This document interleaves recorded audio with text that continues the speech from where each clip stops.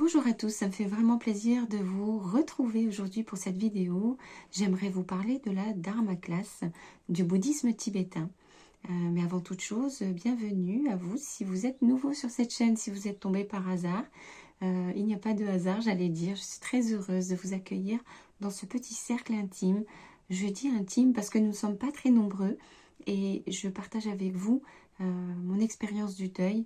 J'ai perdu ma sœur jumelle il y a 3 mois.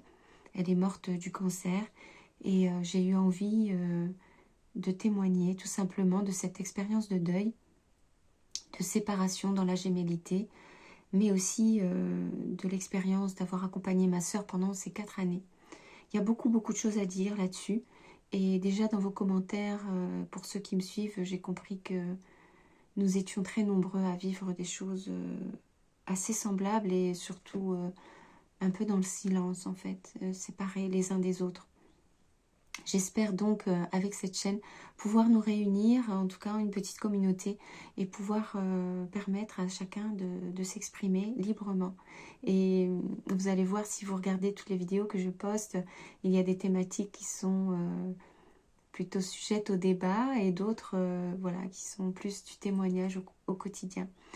Donc voilà, je vous souhaite la bienvenue et puis je vous remercie de vous abonner si vous voulez intégrer ce petit groupe et puis de mettre un pouce aussi sur ces vidéos et notamment celle-ci. Si le sujet du bouddhisme tibétain et comprendre un peu qu'est-ce que ça signifie de rentrer dans une dharma class vous intéresse, voilà. Alors, comme vous le savez, pour la plupart, je suis dans un centre de bouddhisme tibétain depuis à peu près 3 semaines. Et là, j'ai intégré une Dharma class, ce qui signifie en fait une classe d'études du Dharma. Et typiquement, là, c'est vraiment le sutra du cœur, ce qu'on appelle le sutra du cœur de l'enseignement du Bouddha, que nous avons démarré hier. Nous avons fait une très grosse journée donc d'études. Et ce qui est intéressant dans cet enseignement oriental, c'est d'avoir à la fois l'écoute de l'enseignement proprement parlé, à proprement parler, mais aussi le temps de remise en question, de débat sur ce qu'on vient d'apprendre. À l'intérieur de la journée d'enseignement, on a un temps pour débattre en petits groupes, se questionner et se demander est-ce que je suis d'accord ou pas d'accord. Est-ce qu'il y a quelque chose qui me heurte dans ce que je viens d'entendre? Est-ce que je comprends ce que je viens d'entendre? Est-ce que, voilà, tout ce qui peut remonter à la surface, questionner en fait, questionner l'enseignement qu'on vient de recevoir. Et ça, c'est quelque chose, je trouve, d'unique, pas unique au bouddhisme, hein, pas du tout, mais je veux dire exceptionnel dans le sens où on n'a pas souvent l'occasion de remettre en question ce qu'on nous enseigne. Et vraiment, dans le bouddhisme tibétain, ce que je comprends, c'est que l'idée, c'est pas de t'apprendre par cœur des choses qu'on vous dit, c'est pas d'accepter aveuglément quelque chose qu'on vous dit, c'est pas de rentrer dans une croyance dévotionnelle ou je ne sais quoi.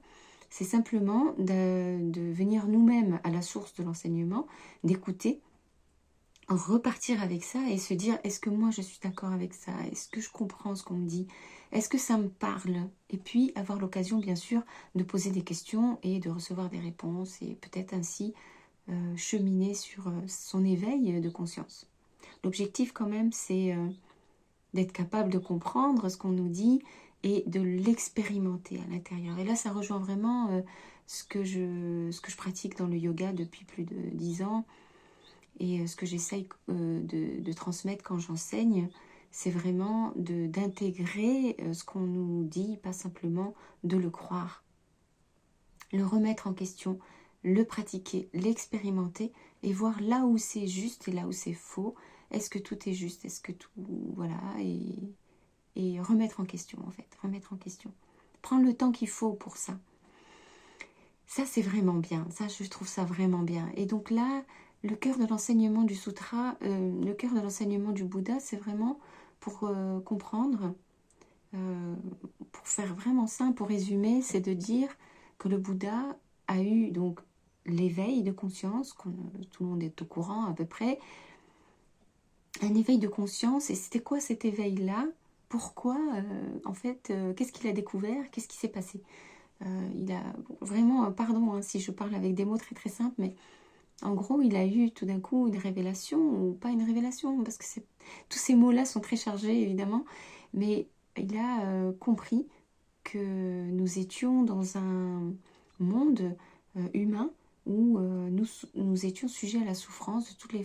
Enfin, disons qu'il y a 4 formes de souffrance essentielles et que nous vivions ces souffrances tout au long de notre vie.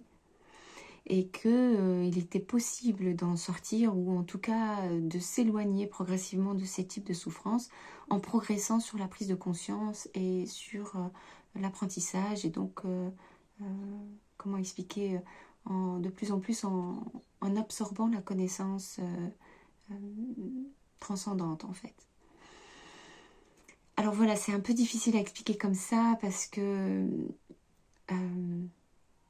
c'est des notions qui reposent sur pas mal de choses qui sont plus ou moins acquises. Et pour le contexte, il faut savoir que dans le bouddhisme tibétain, nous pensons que l'homme, l'être humain, vient dans un cycle de naissance et de mort, et que donc il est dans un cycle de réincarnation qu'on appelle le samsara.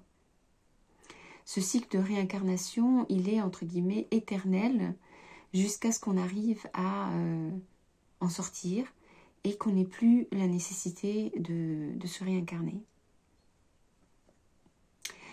Donc l'âme, en fait, l'âme humaine, ou enfin l'âme plutôt, vient se réincarner donc dans un fœtus humain et arrive avec la connaissance du divin ou de la connaissance universelle. Après, chacun l'adapte avec ses propres croyances et sa terminologie.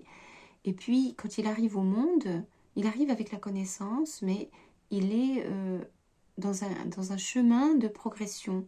Il repart de zéro. Et au cours des premières années de sa vie, il finit par oublier.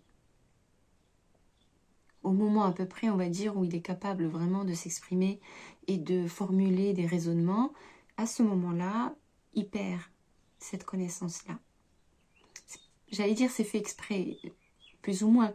Disons que l'objectif de la vie, finalement, c'est de revenir à la capacité de comprendre d'où on vient et pourquoi on est là, afin de pouvoir s'en extraire. Alors, effectivement, j'allais dire, quand on vient dans le bouddhisme, c'est pas par hasard. C'est qu'à un moment donné, on a donné cette intention, au moment de la réincarnation, d'être capable, à un moment donné, de pouvoir retrouver l'enseignement et nous on a l'impression qu'on apprend, voilà, je vais en cours, j'apprends, mais en fait eux ils disent non, c'est que tu le sais déjà, c'est juste que tu as un voile d'oubli, ce qu'on appelle l'ignorance, et c'est pas de ta faute, mais c'est organisé comme ça, on va dire, et l'objectif c'est d'arriver à enlever ce voile de l'ignorance et de revenir vers la connaissance. Et le fin mot de l'histoire, c'est que quand tu arrives petit à petit à retrouver cette connaissance et donc avoir un éveil de conscience de plus en plus important, ben, tu t'éloignes de la souffrance, tu la diminues considérablement et de vie en vie, tu cumules en fait cette capacité à retrouver cette connaissance beaucoup plus rapidement et jusqu'à peut-être à un moment donné vraiment l'intégrer dans ta vie réelle, dans ton quotidien et de naissance en naissance carrément, être capable ensuite quasiment de naître comme ça et donc de sortir de la vie assez rapidement. Et après ça dépend si tu reviens parce que tu as la volonté d'aider les autres âmes à trouver ce même chemin, tu reviens, donc tu demandes à te réincarner en fait, tu souhaites te réincarner pour aider les autres, ou bien tu sors carrément du cycle du samsara, donc des naissances et des renaissances, des morts et des renaissances. Bon, là vraiment, je fais ça vraiment à la louche énorme, hein. Je m'excuse si vous êtes des spécialistes du bouddhisme, vous voulez vous dire, c'est pire que de la grande vulgarisation que je suis en train de faire là. Voilà, j'espère que vous me pardonnerez cette simplicité d'expression. Mais voilà, l'idée, elle est un peu ça, c'est-à-dire que quand on est soi-même dans la souffrance et qu'on en a marre, il y a beaucoup de gens comme moi qui vivent de l'anxiété au quotidien depuis leur naissance, qui sont dans une peur intérieure, qui ne savent pas pourquoi, ou simplement qui sont dans une recherche de sens de la vie existentielle. Pourquoi on est là? Qu'est-ce qu'on fout là? Pourquoi il y a certains qui meurent? Pourquoi il y a certains qui souffrent? Pourquoi? Qu'est-ce que c'est que tout ça? Est-ce que les injustices dans le monde existent? Enfin, quand on se pose des tas de questions, à un moment donné, on a vraiment envie d'avoir des réponses. Et donc, on va chercher à droite, à gauche, dans différents courants de pensée, philosophiques. Parfois, on tombe dans la religion, parfois non. Ça dépend, c'est chacun son chemin. Mais voilà, c'est pas par hasard. À un moment donné, de toute façon, on va avoir envie d'avoir des réponses. Et il est bien de prendre le temps, quand on tombe sur quelque chose qui nous parle, ben, de prendre le temps de cheminer à l'intérieur. Et puis, au bout d'un moment, on en sort et on va tomber sur un autre chemin de connaissances. Et ainsi de suite, on peut cheminer comme ça, ou bien rester dans le même courant de connaissances toute une vie entière et en être très heureux. Voilà, donc là, moi, j'ai fait vraiment un condensé de ce que je voulais vous dire sur la Dharma class. C'est rare, vraiment rare de trouver un endroit pour pouvoir avoir une Dharma class en français. C'est difficile. C'est difficile et d'autant plus que là, j'ai la chance, moi, d'avoir une classe du Dharma qui est enseignée par un vrai lama tibétain qui a consacré sa vie entière à transmettre, enseigner, partager, et qui parle lui-même en tibétain. On est dans une salle qu'on appelle la salle de méditation Lakang, qui est complètement décorée à la tibétaine, qui est très chaleureuse, qui elle-même est complètement chargée d'une certaine atmosphère de recueillement, de spiritualité, et puis de concentration. C'est plutôt ça le mot exact. De concentration, d'envie d'apprendre, d'envie vraiment de compassion. Enfin, c'est chargé d'émotions positives, si je puis dire. Ça, c'est quelque chose quand même de rare. C'est difficile, hein, ça, c'est pas si simple que ça. Et bon, voilà, c'est... moi, personnellement, c'est vrai qu'il y a des moments, plusieurs fois dans ma vie, j'ai recherché un endroit où je pouvais m'installer pour du long terme, pour avoir le temps d'étudier les grands livres comme ça, spirituels, les grands courants philosophiques, et prendre le temps de pratiquer en même temps. Donc, soit pratiquer le yoga, c'est-à-dire les asanas, soit pratiquer réellement la méditation, soit pratiquer la répétition des mantras. Pour moi, là, c'est un endroit merveilleux si on peut faire un peu de tout ça. Il en existe certains en France, bien évidemment, et c'est pas toujours évident de trouver l'endroit qui nous correspond le mieux et avec lequel on se sent en adéquation et on se sent progresser. Donc voilà, j'espère que cette première introduction vous a plu, vous a intéressé. Dites-le moi en commentaire si c'est n'importe quoi ce que je raconte, si vous avez compris ce que je raconte, si vous avez envie que je continue, que je partage avec vous. C'est pas évident parce que j'ai beaucoup de mal à parler, beaucoup de mal à parler comme ça devant une caméra et je suis pas certaine de ne pas tordre en fait l'enseignement que je reçois en prenant ces libertés de parler vraiment de façon très très simple comme ça. C'est pas évident du tout. Alors voilà, écoutez, je vous remercie d'être arrivé jusqu'à la fin de cette vidéo, d'avoir passé ce moment avec moi. Moi, ça me fait vraiment plaisir. Je vous invite vraiment à vous abonner sur cette chaîne et à mettre un pouce sur cette vidéo. Je vous invite aussi à regarder les autres vidéos. J'espère qu'elles vous plairont. Et je vous dis à très bientôt pour une prochaine vidéo. Prenez bien soin de vous en attendant.